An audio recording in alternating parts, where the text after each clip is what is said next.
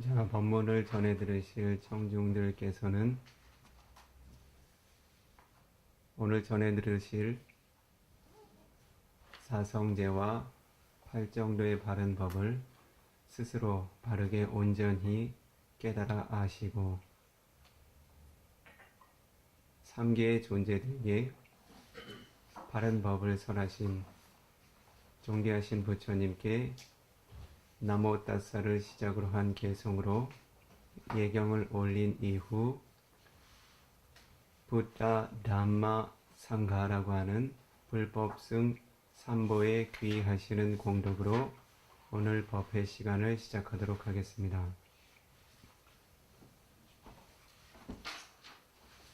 나모 따사 바가와토 아라하토 삼마 삼부ද්다사 나모 따사 바가와토 아라하토 삼마 삼부ද්다사 나모 따사 바가와토 아라하토 삼마 삼부ද්다사 부ddhaṃ 사라나ṃ 가ච්ඡා미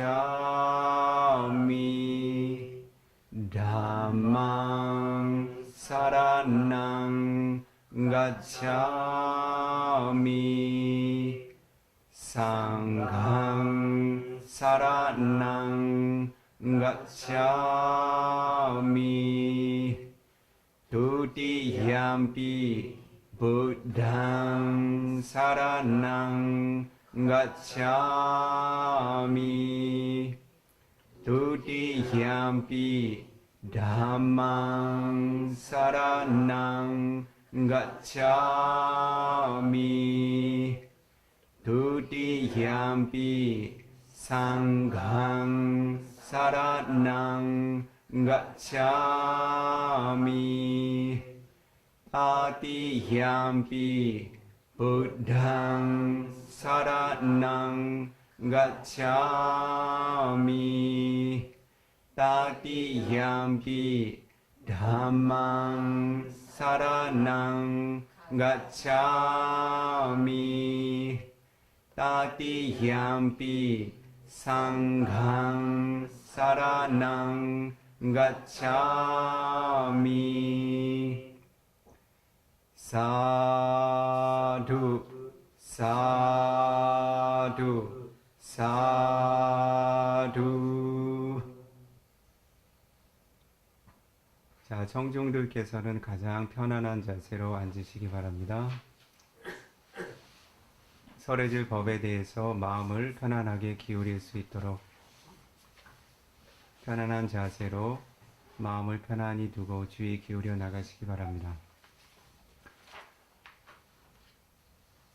오늘 수행자들께 청중들께 설할 법은 부처님께서 담마짝가 빠바타나 수땅이라고 하는 초전 법륜경을 통해서 설해 나가신 아리야 아탕기까 막가, 즉 팔정성도 8가지 성스러운 도의 길이 설법의 핵심이 될 것입니다.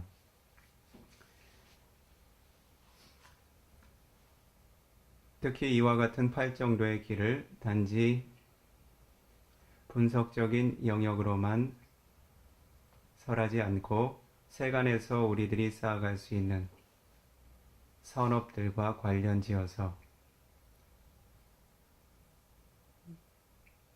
세간에서 기대할 수 있는 일반적인 선업들과 더 나아가서 사마타, 위파사나라고 하는 영역으로 수행되어지고 있는 선정수행과 통찰 지혜수행의 영역과 결부해서 여러분들께서 팔정도를 보다 분명하고 깊이 있게 이해해 나가며 자신의 삶에서 팔정도의 법을 실제로 적용시켜 나가실 수 있도록 능력이 닿는 만큼은 설해 나가보도록 하겠습니다.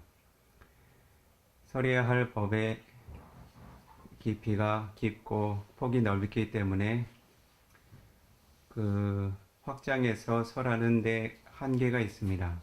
그래서 수행자들께 이러한 법을 설함에 있어서 전해 듣는 측면에 있어서는 이해가 어려운 부분도 있으실 것입니다. 하지만 주의 깊게 전해 들으시면 그러한 내용의 핵심을 이해하실 수 있을 것입니다. 그래서 오늘 가능하면 팔정성도의 법이 완성될 수 있도록, 설법이 완성될 수 있도록 내일은 마지막으로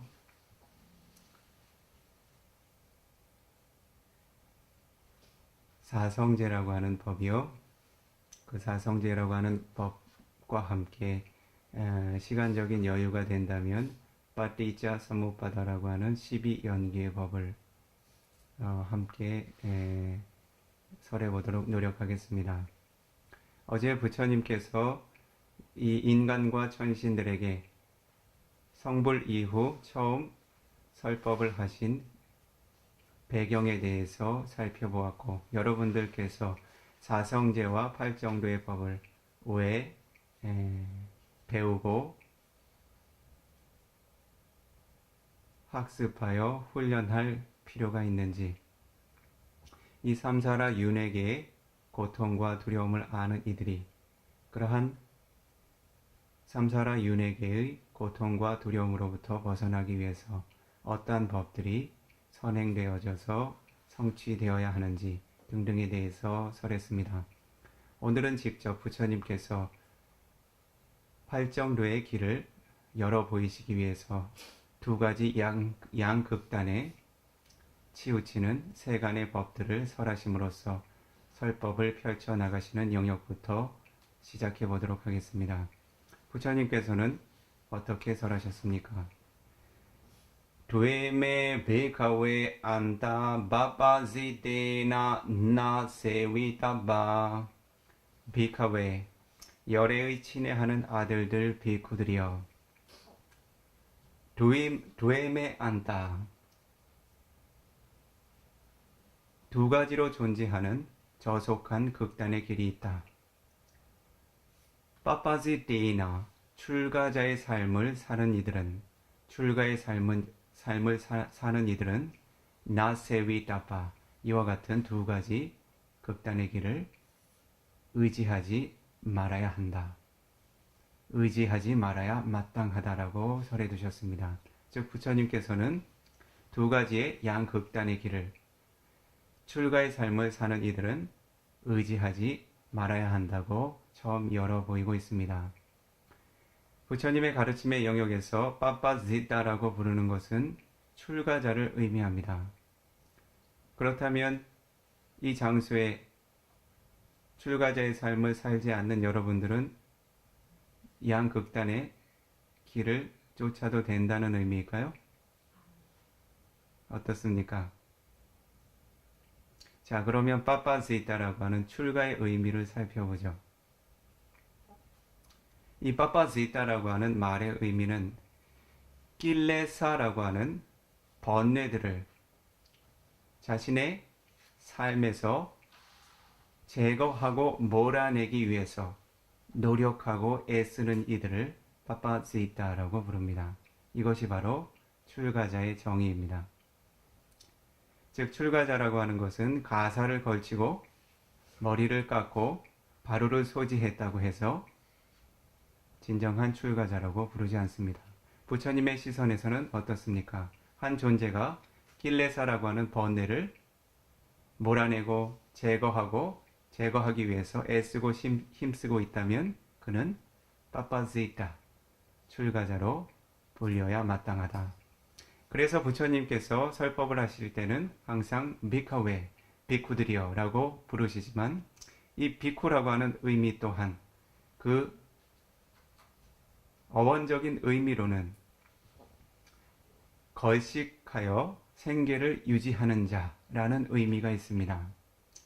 그것은 어휘의 어원적인 의미이고 실제로 이 모든 부처님들의 전통의 비쿠라고 하는 존재의 의미는 길레사를 제압할 수 있는 정신적인 힘을 지닌 이들을 의미합니다. 즉 번뇌들을 제압하고 몰아낼 수 있는 정신적인 힘을 지닌 존재들을 비쿠라고 부릅니다.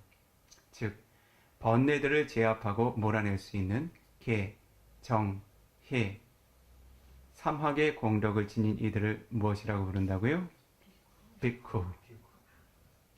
그리고 이와 같이 개, 정, 해, 실라시카라고 하는 개학의 공덕, 사마디시카라고 하는 정학의 공덕, 빠냐시카라고 하는 해학의 공덕으로 번뇌를 몰아내고 제거해 내려고 노력하는 이들을 무엇이라고 부른다고요? 빠빠지다, 출가자라고 부릅니다. 그러니 여러분들께서는 어떻습니까? 반드시 가사를 걸치고 출가 의식을 거치고 머리를 깎아야 나는 출가자의 법을 따르겠다라고 기다리시겠습니까? 아니면 지금 당장 이 번뇌들을 제압하고 몰아낼 수 있는 훌륭한 법들을 닦아 나가시겠습니까? 음? 외형이 주는 아니겠지요? 만약 이와 같이 지금 설법하고 있는 이 비쿠와 같이 가사를 걸쳐 있고 바루를 소지하고 탁발 공양에 의지하며 생을 유지한다 하더라도 어떻습니까? 번뇌를 제압할 수 있는 개정해의 공덕이 없다면 어떻습니까? 진정한 비쿠라고 불러야 하겠습니까? 그렇지 않겠습니까? 자격 미달이라고 이야기해야 되겠지요? 마찬가지 부처님의 아들 딸들인 그 지혜로운 불자들께서는 어떻습니까? 개정해 사막의 공덕으로서 번뇌들을 제압하고 몰아낼 수 있는 훈련과 수행의 체계를 학습하고 훈련해 나가야 되겠죠. 그래야 부처님의 진정한 아들, 딸, 사키야 푸타, 사키야 디타라고 불리우는 석가족의 고귀한 혈통을 지니신 고타마 부처님의 아들, 딸이라고 자부할 수가 있겠죠. 그렇다면 이와 같은 번뇌를 어떻게 몰아낼 수 있는가, 제압할 수 있는가 라는 것을 먼저 부처님의 가르침의 체계를 통해서 이해를 해야 되겠지요. 부처님께서는 이와 같이 출가의 공덕, 출리의 공덕을 쌓기 위해서는 두 가지의 극단의 길을 따르지 말아야 한다고 이야기하고 계십니다. 그렇다면 그 두 가지 극단의 길을 어떻게 설하셨습니까? 요자양 까메수 까마수 칼리카누 요고 히노 감모 부투자니코 아나리요 아나타 상히도 요자양 아따킬라마타누 요고 두코 아나리요 아나타 상히도. 비쿠들이여, 히노 저속한 감모, 마을 사람들이, 지혜롭지 못한 마을 사람들이 행하곤 하는 뿌투자니고, 뿌투자나라고 불리우는 범부들이 행하곤 하는 아나리요, 아리야라고 불리우는 성인의 공덕을 지니지 못한 이들이 행하곤 하는 아나타상히또, 마카라고 하는 도의 이익, 팔라라고 하는 도의 이익, 그리고 니바나라고 하는 열반의 이익이라고 하는 결과들과, 즉 그러한 고귀한 이익들과 관련되지 않는 까메수, 자신이 원하고 바라는 감각적인 즐거움들에 있어서 요지아 까마수 칼리카누 요고, 어떠한 감각적인 욕망들에 있어서 그러한 감각적인 욕망에 대한 탐착과 가래를 일으켜서 그러한 감각적인 욕망과 엉키고 설켜서 거듭거듭 노력하고 애쓰며 즐겨 머무르는 까마수칼리카누 요가라고 불리우는 하나의 길이 있다. 즉 어떻습니까? 감각적인 즐거움을 거듭 누리고 경험하고자 거듭거듭 애쓰는 길이 한 가지 있다는 것이죠. 그렇죠? 그렇다면 지금 시대의 사람들은 어떻습니까? 부처님께서 설하신 한 가지 극단의 길, 그러한 길들을 이 시대의 사람들은 삶의 의미로서 여기고서 어떻습니까? 더 좋은 것을 보고, 듣고, 냄새 맡고, 맛보고, 부비고, 즐기며, 생각하고, 상상하며,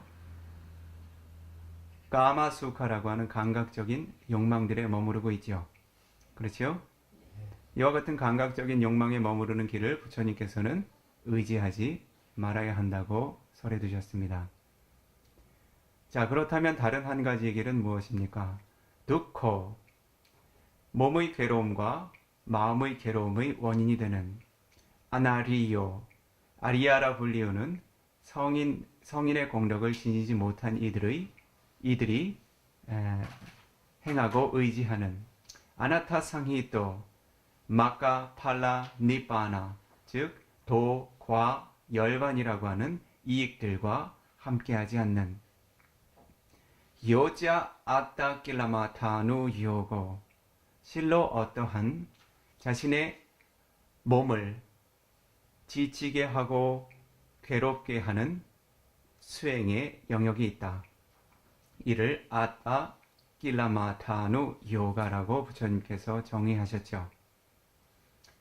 즉 여러분들께서 쉽게 전해 들으셨던 바로는 고행의 길을 걷는 것이죠. 아양 두에 안다. 이와 같은 두 가지의 법, 즉 첫 번째 감각적인 즐거움을 따르는 하나의 길, 그리고 고행의 길, 그 두 가지가 바로 출가의 공덕을 쌓아나가는 이들, 즉 도와 과, 니빠나라고 하는 열반으로 향하고자 하는 선한 존재들이 따르지 말아야 할 길, 의지하지 말아야 할 길 두 가지라고 설해 두고 계십니다. 부처님 스스로께서는 그 양극단의 길을 출가의 삶을 살기 이전에, 그리고 출가하고 나서 약 6년이라고 하는 시간 동안 극단으로 경험하셨죠. 그런 사실에 대해서 들어보신 적 있으십니까? 예를 들면 부처님께서는 어떻습니까? 약 29세라고 하는 나이에 이를 때까지 어떻죠? 세간의 감각적인 욕망의 측면에서는 어느 누구도 따를 수 없는 극단의 쾌락을 누리셨죠. 단적으로 어떠한 것들을 살펴볼 수 있나요? 야소다라라고 하는 이름을 지닌 혈통이 좋은 아내를 시작으로 해서 어떻습니까? 시타타 왕자를 수발하고 기쁘게 하고 즐겁게, 즉 보고 듣고 냄새 맡고 맛보고 접촉하여 닿고 하는 감각적인 욕망에 있어서 최상의 즐거움들을 제공했던 그의 권속들이 몇 명이었습니까? 몇 명들의 후궁과 시타타 왕자가 감각적인 쾌락을 누렸죠? 4만 명. 지금 시대로 말하면 기쁨조가 몇 명이요? 여러분들께서는 어떻습니까? 하나, 둘, 겨우겨우 얻을 수 있을까 말까 한 그런 가치들도 감히 버리지 못하고 계시죠? 네. 자, 이와 같이 모든 종류의 인간 존재로서 누려야 할 가장 좋은 볼 것, 가장 듣기 좋은 것, 가장 좋은 향들, 가장 좋은 맛들, 영양소들, 그리고 가장 좋은 감촉들, 이와 같은 감각적인 욕망들, 그러한 즐거움들을 누리면서 람마라고 하는 이름의 궁전이 하나, 수람마라고 하는 이름이 궁전이 하나, 수바라고 하는 궁전이 하나, 즉 하나의 궁전에서 살면 지루할까봐 어떻습니까? 겨울에는 람마라고 하는 궁전, 여름에는 수람마라고 하는 궁전, 우기철에는 수바라고 하는 궁전을 돌아가면서 최상의 감각적인 욕망을 누리셨습니다. 그러니 우리들이 경험할 수 있는 그 감각적인 욕망을 따르는 행의 길보다는 더 극단이었겠죠. 그렇죠? 반대로 부처님께서 출가 이후에 6년간의 고행을 쌓으실 때는 어떠셨습니까? 그 고행의 수준이 어땠습니까? 때때로는 음식의 양을 극단으로 제한하시고 어떠셨죠? 영양소를 취하는 영역에 있어서 단지 콩 삶은 물을 한 줌 정도 취하는 것으로 생을 유지해 나가셨습니다. 그리고는 나머지 시간에 모두 수행에 전념하셨죠. 그러나 그 수행이라는 것은 바른 정도의 길에서 벗어난 아따 낄라마타누 요가라고 불리우는 고행의 길이었습니다. 경에는 그 콩 삶은 물을 이렇게 손을 도톰하게 모아뒀을 때 이 손바닥 위에 올릴 수 있는 양 정도만 하루에 취하셨다 그래요. 여러분들께서는 어떻습니까? 그렇게 적은 양의 음식과 영양소를 취하고서 삶을 유지하는 일이 가능하겠습니까? 쉽지는 않겠지요?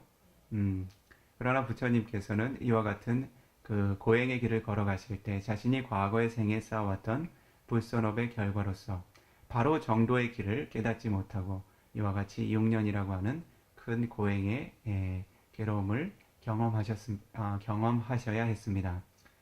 그와 같은 보디사타의 눈을 보면 어떻습니까? 마치 깊고 깊은 우물 아래 달빛이 떨어져 빛나고 있는 것처럼 그의 눈은 깊고 깊은 곳에 패여서 반짝이며 빛났다고 합니다. 그리고 그가 몸의 가슴을 쓰다듬으면 등의 뼈가 만져지고 등의 뼈를 쓰다듬으면 가슴뼈가 만져질 정도로 그와 같이 피와 살들이 말라 들어갔다는 거죠. 그리고 몸에 털들을 쓰다듬으면 그 털들이 영양소를 공급받지 못하고 푸석푸석하게 모두 부서져 떨어졌다고 합니다. 골반뼈는 마치 내장과 살들이 오그라들어서 바닥에 닿아있는 골반뼈는 마치 낙타의 발굽처럼 분명하게 드러나 있었다고 합니다. 이것이 부처님께서 닦으셨던 고행의 길이었고 이러한 극단의 고행의 영향력으로 그는 수행을 제대로 유지하지 못하고 고꾸라져 쓰러지거나 때때로는 정신을 잃곤 했습니다. 심지어는 부처님께서 성불하시기를 기다리며 부처님의 수행을 지켜보던 천인들은 보디사타가 목숨을 잃고 말았다. 삼마삼보따라고 하는 깨달음의 완성을 이루지 못하고 생을 마감하고 말았다. 라고 착각할 정도로 그의 몸은 극단으로 지쳐가기 시작했습니다. 이와 같이 양극단의 길, 즉 오욕락이라고 불리우는 5가지 감각적인 욕망의 영역의 한 길, 그리고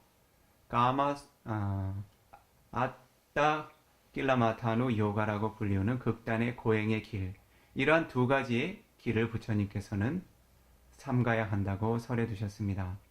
그렇다면 부처님께서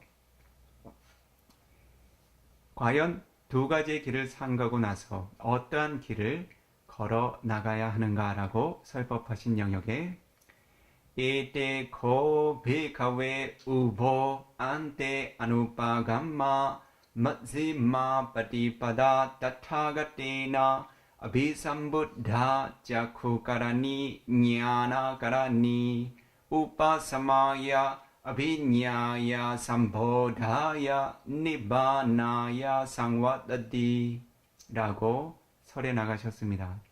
비카웨, 열애에 친애하는 아들들 비쿠들이여, 이와 같이 저속한 2가지의 길을 길로 아누빠감마 도달하지 않고서 따타가떼이나 따타가따라고 하는 이름을 지닌 그대들의 스승 나열에는 아비삼부토 통찰하여 알게 된 짜쿠까라니 사성제의 법을 알게 해주는 지혜의 눈을 만들어주는 냐나까라니 사성제의 법을 꿰뚫어서 통찰하여 보게 만드는 지혜를 만들어주는 지혜로 이끌어주는 마지마 빠디빠다 중도의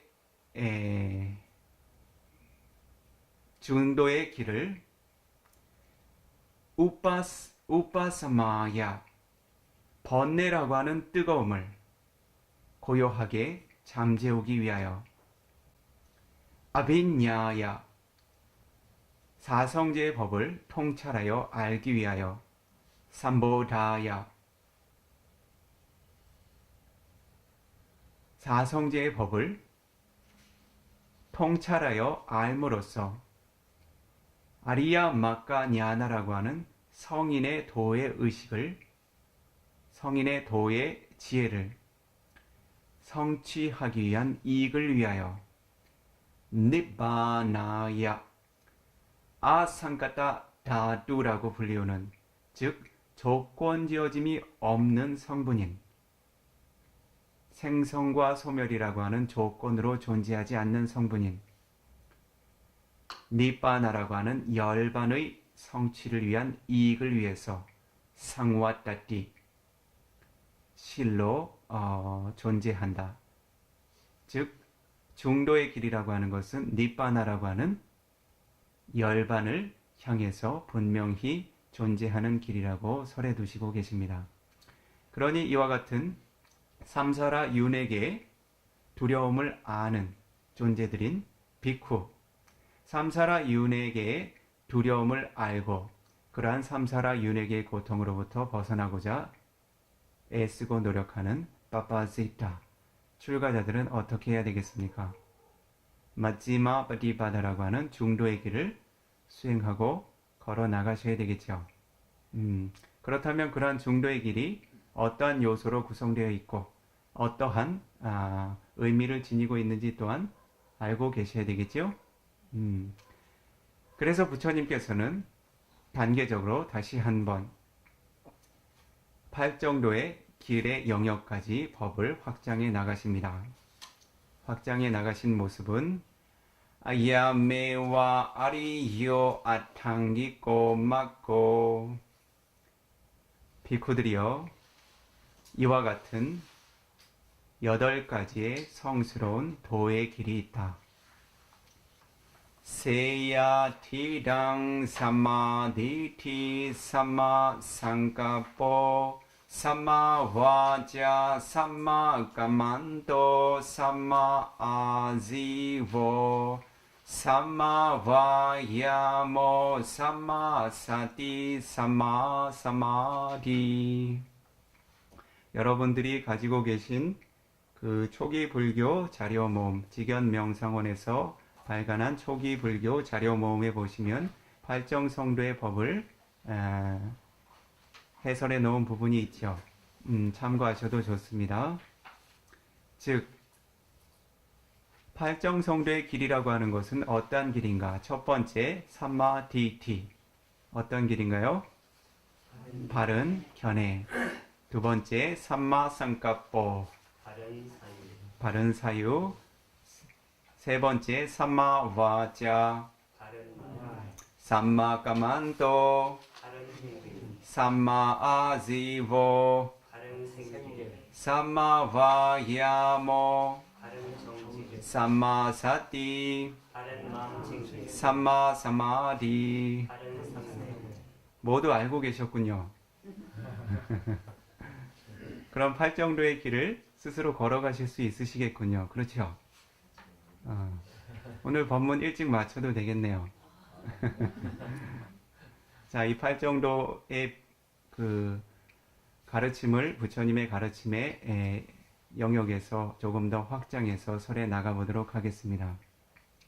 즉 니바나라고 하는 열반을 향한 유일한 길을 부처님께서는 8가지 길로서 설해 두셨습니다.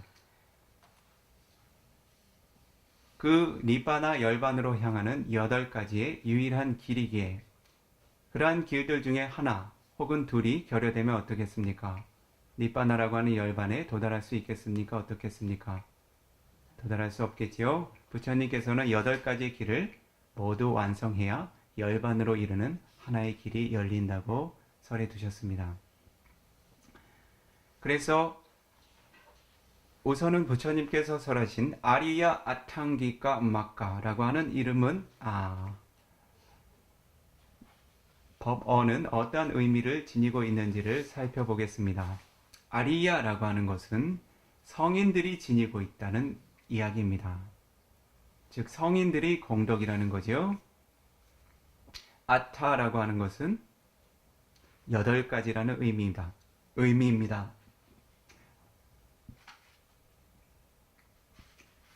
앙가라고 하는 말은 요소죠. 막가라고 하는 것은 길입니다.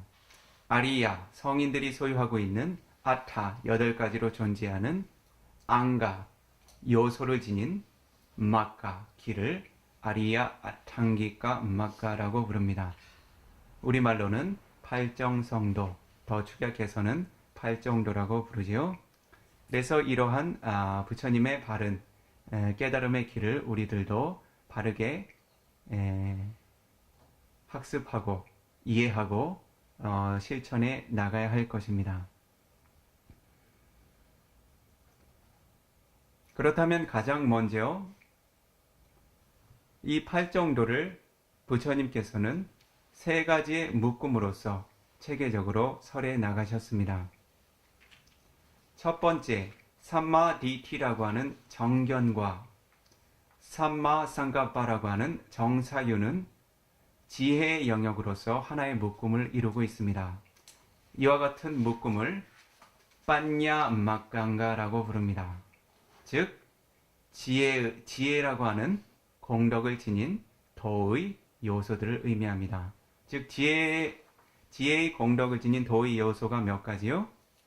2가지. 첫 번째가 삼마디티 정견, 두 번째가 삼마상가빠 정사유. 다시 한번 두 번째로 정이라고 하는 영역, 사마디라고 하는 영역에 있어서 사마디 막강가라고 하는 요소로서 삼매의 공덕을 지닌 막가, 도의 앙가 요소들이 있습니다.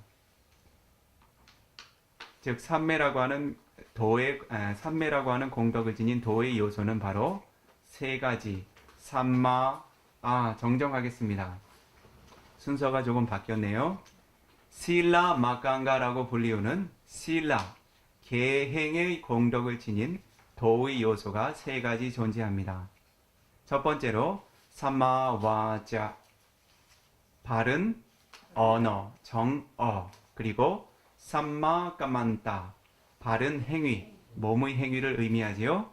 정업, 삼마아지와, 바른 생계, 정업이라고, 정명이라고 그렇게들 이해해 오셨을 것입니다. 이와 같이 계학이라고 불리우는 도의 체계를 실라 막강가, 즉 실라라고 하는 계행의 가치를 지닌 도의 요소들이라고 부르고 때로는 실라 시카, 계학이라고 하는 영역에서 계행의 가르침 혹은 수행의 영역이라고 이야기하고 있습니다. 이것이 3가지. 나머지로 사마디 막강가라고 하는 이름으로 삼매의 공덕을 지닌 도의 요소가 몇 가지요? 3가지가 남았죠. 그렇지요? 지혜의 요소가 2가지, 계행의 요소가 3가지, 5가지를 이루었고 나머지 3가지는 삼매의 요소를 이룬 8정도의 요소입니다. 첫 번째가 삼마와야마, 바른 정진, 정정진이지요. 바른 정신적인 활력, 노력. 두 번째가 삼마사띠, 바른 마음 챙김이죠. 알아차림, 어떠한 용어도 이해하실 수 있다면 괜찮습니다. 사띠라고 하는 그 정신적인 기능들은 이후에 설명해 나가도록 하겠습니다. 그 다음 삼마 사마디, 발은 삼매, 마음 집중이죠. 이와 같이 정진, 정념, 정이라고 하는 세 가지 요소가 바로 사마디 막강가라고 하는 삼매의 공덕을 지닌 도의 묶음 세 가지. 이것이 삼학의 훈련의 측면에 있어서는 어떠한 영역입니까? 사마디 시카라고 하는 정학의 요소이죠. 그래서 여러분들께서 불법의 가르침의 체계에서 훈련해 오셨던 개, 정, 해, 삼학의 공덕이 바로 어떠한 법을 의미하나요? 팔정도의 가르침을 의미하게 되죠. 그렇죠? 이와 같이 이해하게 되었을 때 부처님께서 설법하신 가르침의 순서대로 가장 먼저 빠냐마깡가라고 하는 지혜의 도의 요소를 열어서 설하도록 하겠습니다. 가장 먼저 부처님께서는 팔정성도에서 어떠한 요소를 설하셨지요? 삼마, 디티, 정견. 그렇다면 정견을 어떻게 이해해야 하겠습니까? 수행자들과 함께 살펴보도록 하겠습니다. 부처님께서는 마하사티파타나 수땅이라고 하는 경, 대념처경이라고 하는 경에 마시마니까야라고 하는 경전의 첫 번째 권 88페이지에 부처님께서 설하신 법이 결집되어 전해져 내려오고 있습니다. 특히나 담마누빠사나라고 하는 영역에서 8정도의 법을 설하셨던 영역에 삼마 디티를 다음과 같이 정의하여 설해 두셨습니다. 무엇에 대한 바른 알민가? 두케 냐낭 두카 사무다예 냐낭 두카 니로데 냐낭 두카 니로다 가미니야 파티파다야 냐낭. 즉 바른 견해를 지닌다는 것은 어떠한 대상에 대한 바른 견해인가? 첫 번째, 두케 냐낭, 두카, 고에 대한 바른 견해. 다시 이야기하면 고성제라고 하는 진리에 대한 바른 견해가 어떠한 도의 길이라고요? 정견의 길. 다시 한번 두카 사무다예 냐낭, 고통의 원인이 되는 법에 대한 알미, 어떠한 도의 요소라고요? 삼마 디티, 정견. 또 다시 두카 니로데 냐낭, 고통의 소멸이라고 하는 진리에 대한 알미, 어떠한 도의 요소라고요? 삼마 디티, 정견. 마지막으로 두카 니로다 가미니야 파티파다야 냐낭, 고통의 소멸로 이르는 바른 길, 바른 수행의 체계에 대한 알미, 어떠한 도의 요소라고요? 정견, 삼마디티. 그래서 삼마디티가 무엇입니까? 정견이 무엇입니까? 라고 물으면 어떻게 대답하시겠습니까? 사성제를 통찰하여 바르게 아는 알을 정견이라고 부릅니다. 라고 답변하셔야 되겠죠. 보살이라는 이름을 지니고 불자라는 이름을 지니고 20년, 30년 동안 절에 다녀왔지만 누군가 정견이 무엇입니까? 라고 묻게 되었을 때 머뭇거리고 머리를 긁고 있다면 어떻습니까? 여법하지 않겠죠? 정견이 무엇입니까? 라고 묻게 되었을 때 부처님의 가르침에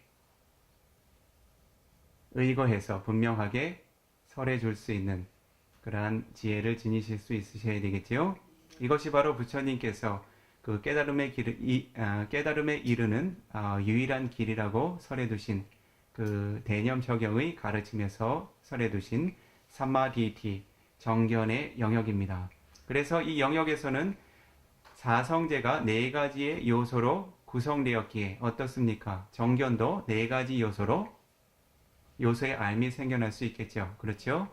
즉 고성제에 대한 바른 통찰이 첫 번째 정견. 그렇죠? 네. 집성제에 대한 바른 통찰이 두 번째 정견. 멸성제에 대한 바른 통찰이 세 번째 정견. 그리고 도성제에 대한 바른 통찰이 네 번째 정견. 그렇다면 수행자들께서는 보다 폭넓게 이 삼마디티라고 하는 정견에 대해서 이해하기 위해서 다른 가르침의 영역들을 확장해서 설명해 보도록 하겠습니다. 이러한 가르침들은 앙구타라니까야 아타카타 첫 번째 권 369페이지, 그리고 앙구타라니까야 아타카타 두 번째 권 62페이지, 앙구타라니까야 띠까 첫 번째 권 225페이지 등등에서 살펴볼 수 있습니다. 6차 결집본 기준입니다. 삼마디티는 5가지 영역으로 다시 확장되어져서 설해집니다. 첫 번째가 깜마사가타 삼마디티, 즉 업과 업의 결과에 대한 바른 이해가 첫 번째 정견.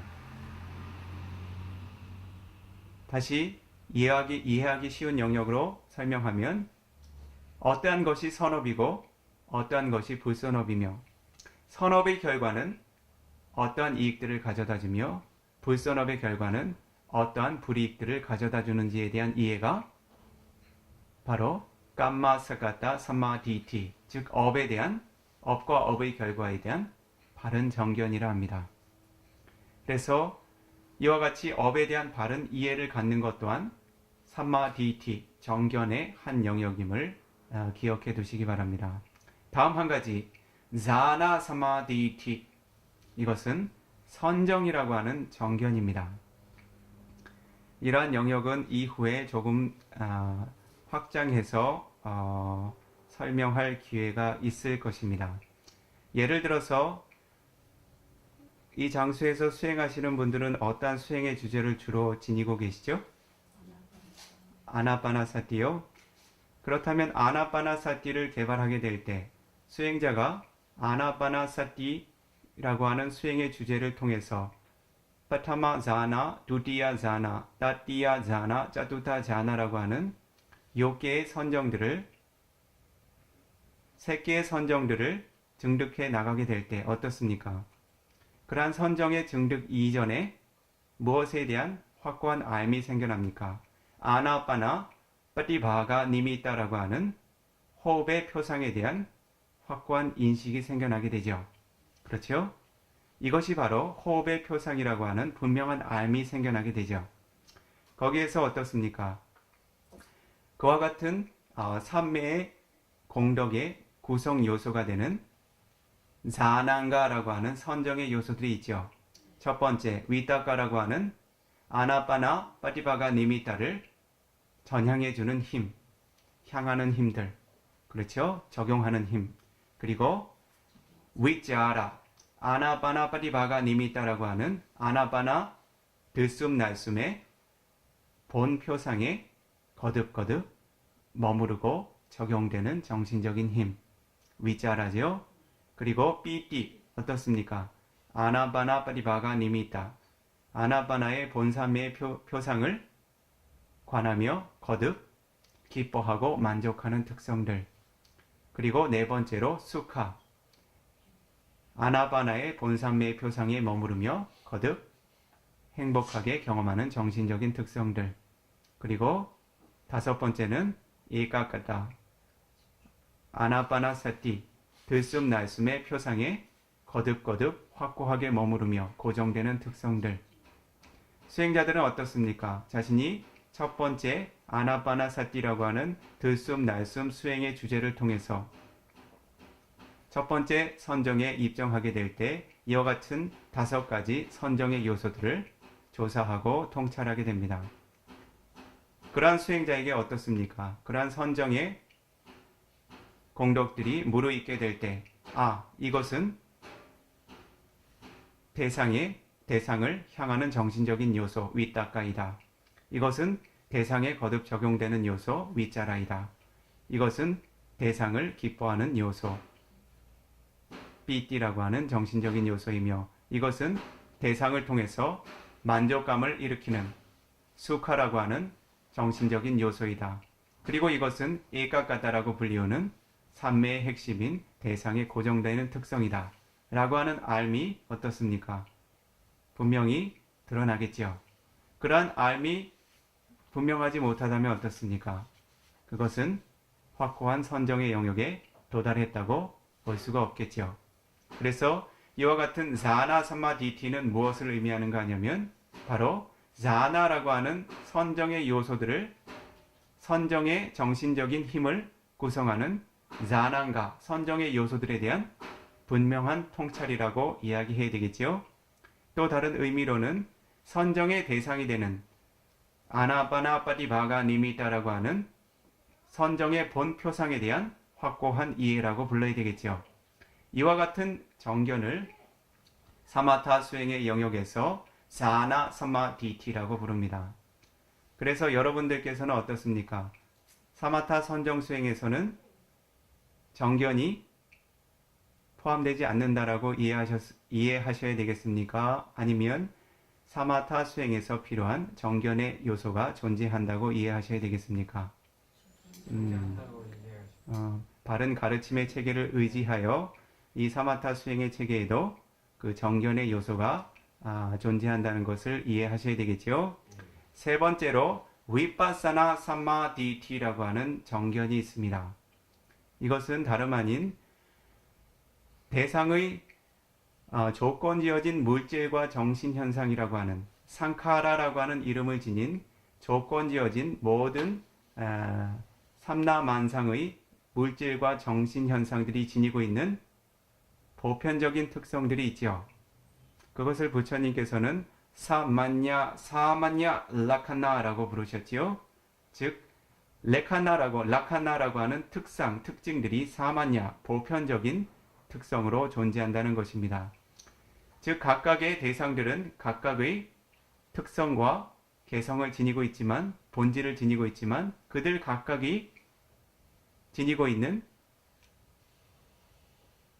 본질적인 특성 너머에 있는 보편적인 특성들이 항상 존재하고 있다는 것이죠. 즉 어떠한 대상이든 상카라라고 불리우는 조건지어진 물질과 정신현상의 모든 법들은 어떻습니까? 생겨나서는 사라지는 특성들이 있지요. 그리고 그러한 생겨나서 거듭거듭 사라져만 가는 특성들 자체가 어느 하나 움켜쥐고 의지할 수 없는 대상이기에 그것을 두카라고 하는 고로서 인식하게 되고 통찰하게 됩니다. 그리고 그와 같이 거듭거듭 생겨나서는 순간순간 사라져가는 물질과 정신현상의 연속에서 고정된 실체라고 하는 자아는 찾아볼 수 없는 특성들을 알게 됩니다. 즉 항상하지 않고 고통스럽고 자아가 존재하지 않는 특성들을 수행자들이 지혜로서 숙고하고 통찰하게 됩니다. 이와 같이 한 수행자가 한순간에 하나의 물질 현상 혹은 정신 현상들을 통찰하게 될 때 그러한 물질과 정신 현상들이 지니고 있는 보편적인 세 가지 특성 중에 하나의 위파사나 냐나라고 하는 지혜의 정신적인 요소가 함께 결합돼서 생겨나고 있다면 그와 같은 지혜를 바로 위파사나 삼마디티라고 부릅니다. 즉 위파사나라고 하는 무상, 고, 무아에 대한 정견을 의미하는 것입니다. 이해하시겠지요? 그리고 네 번째로는 막가 사마디티라고 하는 정견이 존재합니다. 막가라고 하는 것은 도의 의식을 의미하게 되죠. 막가라고 하는 의식이 가지고 있는 특성은 상카라라고 하는 조건지어진, 즉 생겨나서는 사라지고 생겨나서는 사라지고 조건에 의해서 생겨나고 그리고 대상의 본질에 의해서 본질적인 조건에 의해서 사라지고 마는 그러한 조건지어진 특성에서 벗어나 있는 단 하나의 법이 존재합니다. 그것이 바로 니빠나라고 하는 열반입니다. 열반은 생겨남도 없고 사라짐도 없습니다. 이 막가라고 하는 도의 의식은 물질과 정신 현상이라고 하는 조건지어진 현상을 대상으로 하지 않고 바로 이 니빠나라고 하는 열반을 대상으로 하게 됩니다. 그래서 이와 같이 마카라고 하는 도의 의식이 니빠나라고 하는 열반을 대상으로 하는 하나의 심찰나를 바로 마카 사마디티라고 부릅니다. 이것은 하나의 존재에게 삼사라 윤회계의 긴 여정을 통해서 한 단계의 도의 의식이 단 한순간만 생겨납니다. 거듭해서 생겨나는 법이 없습니다. 다섯 번째로 팔라 사마디티. 마찬가지 팔라라고 하는 도의 의식 또한 그 의식의 대상은 니빠나라고 하는 열반입니다. 그러나 이 팔라라고 하는 도의 의식이 하는 기능은 마카라고 하는 팔라라고 하는 과의 의식이 하는 기능은 마카라고 하는 도의 의식이 끊어내고 잘라내고 제압한 그러한 그 번뇌의 소멸의 영역을 평화롭게 다시 경험하는 기능을 하게 됩니다.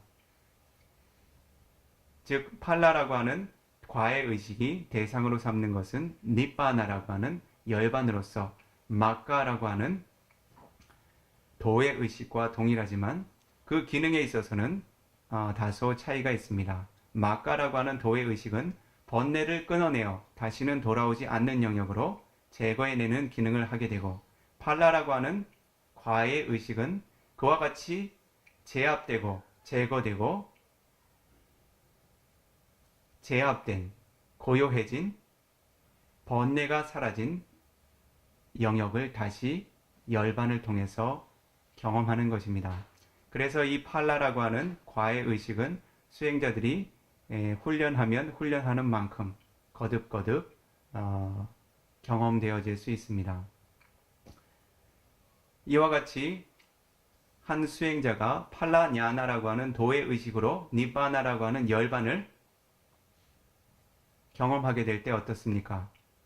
열반은 이러한 것이구나 하는 분명한 알미 생겨나게 되겠죠. 그렇죠?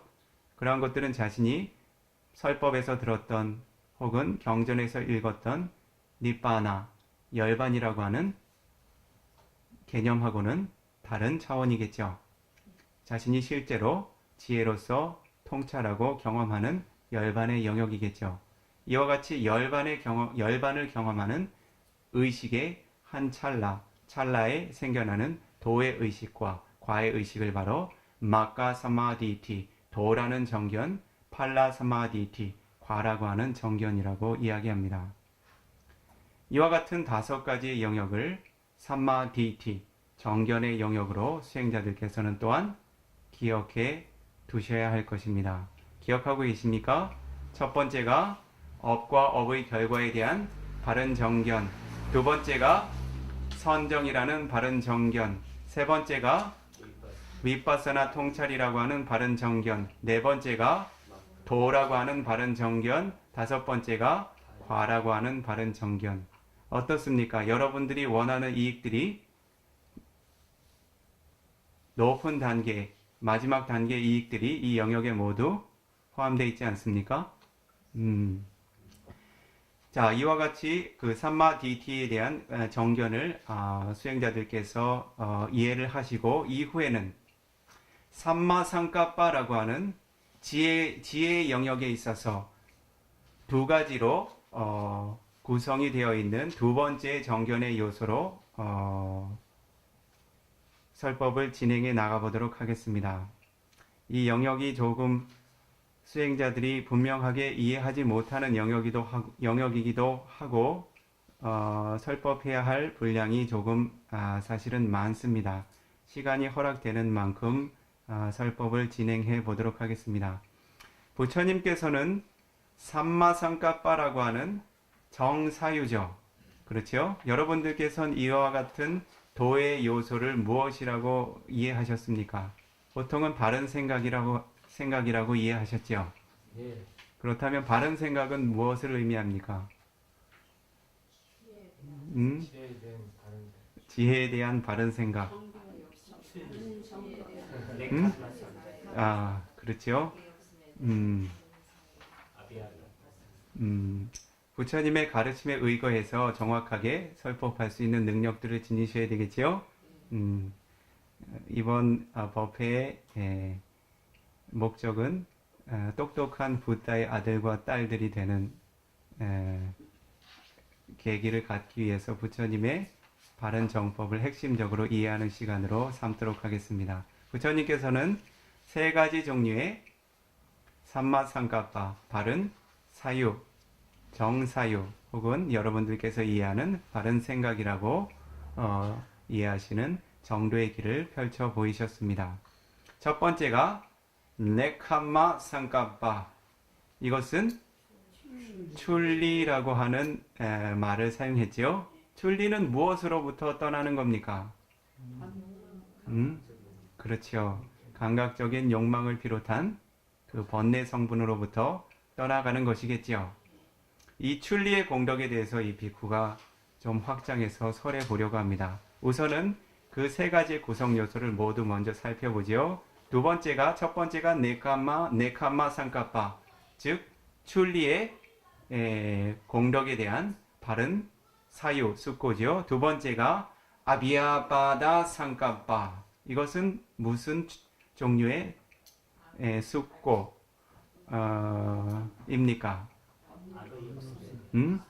적의와 악의가 없는 숙고, 사유를 하는 것이죠. 이러한 영역에 대해서도 확장해서 설명해 나가겠습니다. 세 번째로 아위행사 상가파, 해코지. 해코지는 무엇을 의미합니까?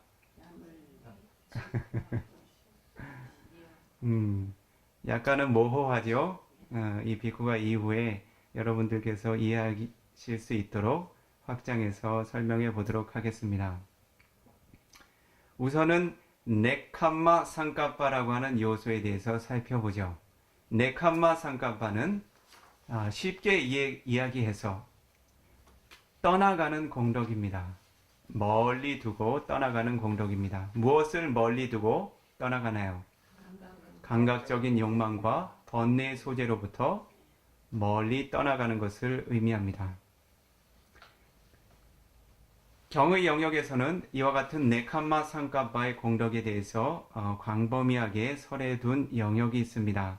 그러한 것을 축약해서 한번 살펴보면 과연 이와 같은 출리의 숙고 혹은 사유가 어떠한 영역인지를 조금 더 정확하게 이해하실 수 있을 것입니다.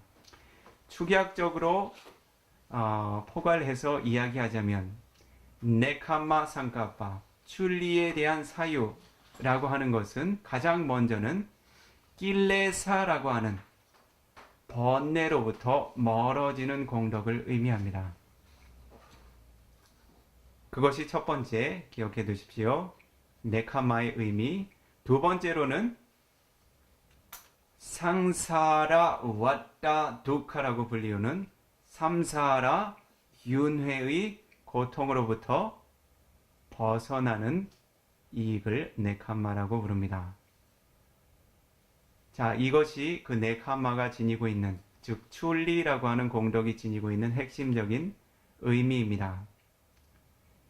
그렇다면 이와 같은 출리의 공덕이 실제로 수행자들께서는 어떠한 영역으로 닦아 나가고 적용해 나갈 수 있는지도 이해해 두셔야 되겠죠. 그렇죠? 단순히 번뇌로부터 멀어지는 것이다 라고 하면 당장 집에 돌아가서 무엇을 해야 하는지 언뜻 이해하기가 어렵겠죠. 그렇죠? 과연 번뇌로부터 멀어지는 것은 무엇을 의미하는가? 이 영역에서 네캄마라고 하는 공덕에 대해서 확장해서 설명한 주석의 가르침을 한 가지 함께 살펴보도록 하겠습니다. 이띠 워다가라고 하는 경전의 아타카타 주석서 331페이지를 참고로 하게 될 때 이와 같은 개성으로 네캄마라고 하는 출리의 공덕에 대한 가르침이 설해져 있습니다.